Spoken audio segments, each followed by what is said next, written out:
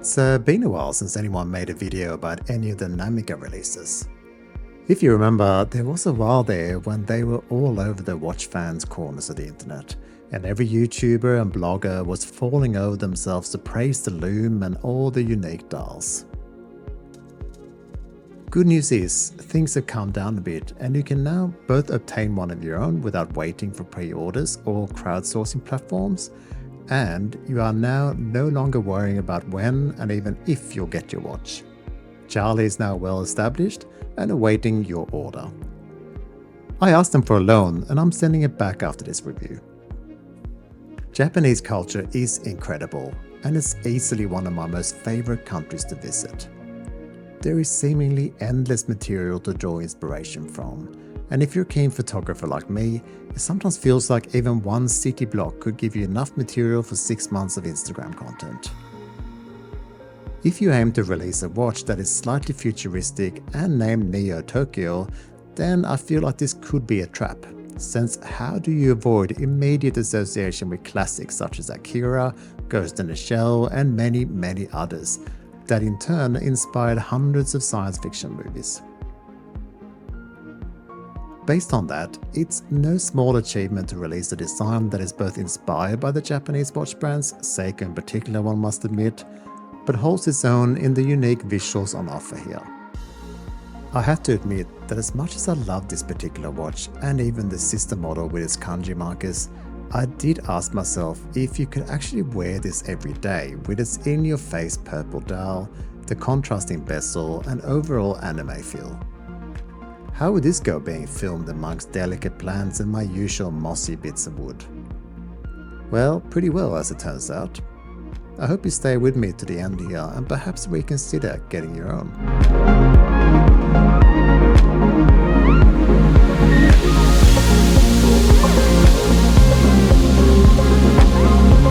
With something so solid and eye-catching, you would definitely want to make sure that it's sized to fit your particular wrist. The good news here is that we have a fairly easy to live with set of specs, with the watch diameter coming in at 40mm and lug to lug at 47mm. Lug width is 20mm and it's a fairly chunky 14.1mm thick.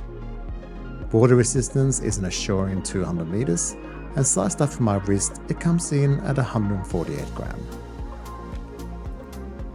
Let's get stuck into this dial then, and let me touch on this logo first. I remember reaching out to Charlie very early on to compliment him on this. It's such a cool logo, and I commend the courage to not spell out the brand name, but just let the logo breathe on its own. To me, it looks like two Final Fantasy video game characters flying up in the sky to do battle, and I love it. In fact, the only print you'll see here, other than the indices, is the logo and the word automatic.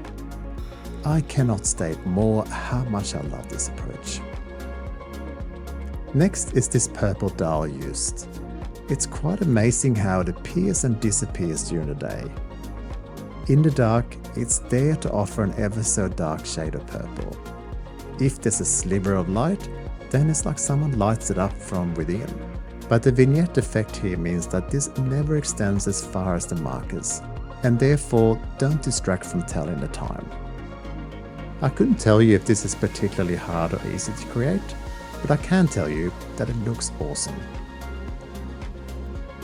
All the markers are printed and a hollow design, which means that even though they are stark white, leaving them as outlines only means that they don't take over the dial or distract from the other elements here.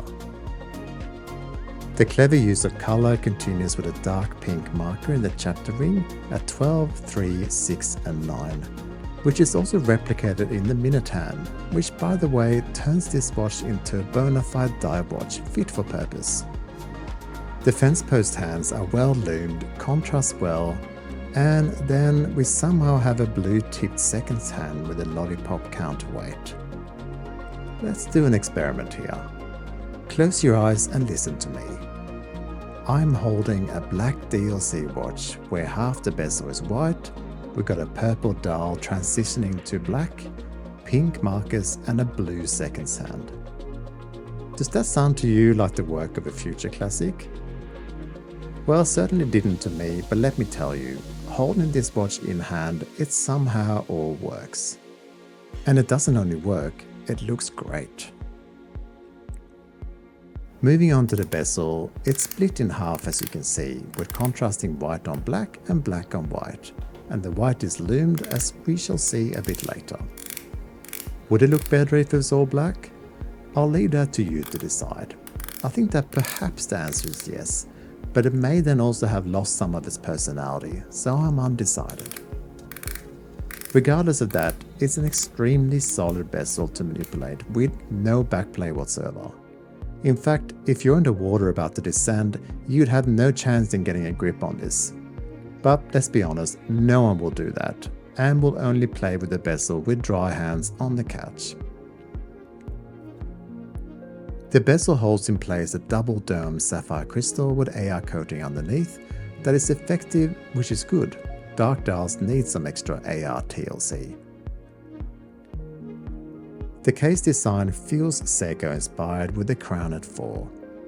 This is the DLC black model obviously, and despite this having done the rounds and not being a new watch, there are no scratches. The signed crown has no ghost position due to the movement used, so it's easy to manipulate and the knurl grip is excellent. It's a chunky case, but it doesn't look like it on wrist, but I certainly wouldn't want it any thicker. The one feature that stands out to me is the angle on the lugs. It's almost like it's been folded to create a crease using pure Akira force. So that's of course what happened, and we'll leave it at that. The back of the watch has the lovely engraving, which is Namica's Shirahama signature seal. This design is something you'll see a lot of in old Japanese woodblock art prints. The logo is there also, and the whole arrangement is surrounded by a classic Japanese wave pattern. Behind the case back is the Seiko NH38A, which is a no date movement, hence no ghost position. This is adjusted by Namica, and you can expect a power reserve of 41 hours or so. The DLC coated bracelet has a milled clasp that's signed with 3 micro adjusts, and the individual links are easy to adjust yourself with screws. A fun extra bonus is the black and white tropical strap that completes the contrast look of the watch if you really want to embrace the design approach here fully. It's also signed with the Namica logo on the buckle, and it's quick release, which the bracelet is not. Whilst I couldn't see myself ever rocking this look, it's a fun bonus that you could perhaps bring out every now and then.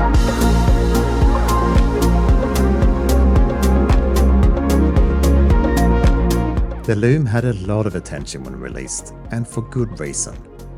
Feast your eyes on this, dear viewer.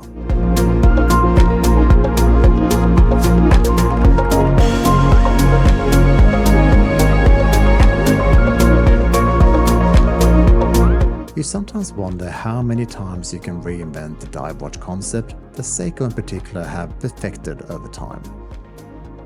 Clearly, there's still room for more since the basic concept has been turned into something highly unique with so much personality.